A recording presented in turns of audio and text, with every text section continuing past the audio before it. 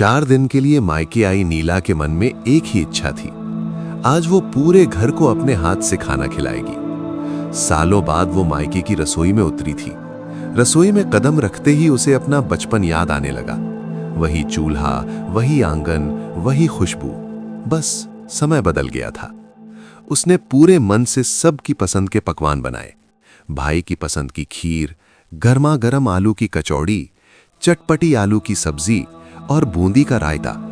धीरे धीरे पूरा घर खुशबू से भर गया। सब लोग खाने के लिए बैठे।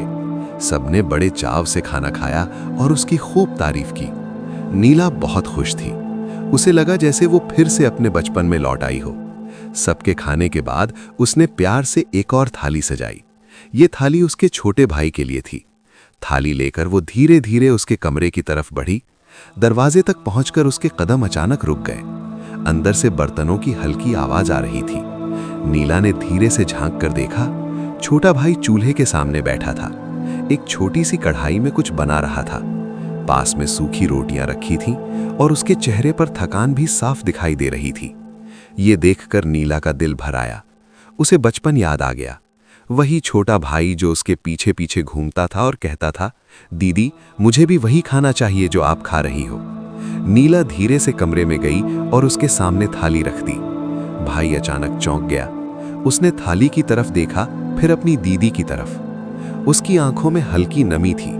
वो धीरे से मुस्कुराया और बोला, दीदी इतने सालों बाद आपके हाथ का खाना मिला है। नीला कुछ नहीं बोली, बस चुपचाप दरवाजे के पास बैठ गई। कुछ देर कमरे में बस चम्मच की आवाज सुनाई देती रही।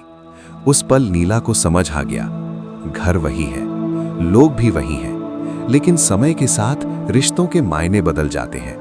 पहले जिस घर में सब एक साथ बैठकर खाना खाते थे, आज उसी घर में थालियां अलग हो गई थीं, कमरे अलग हो गए थे और शायद दिल भी।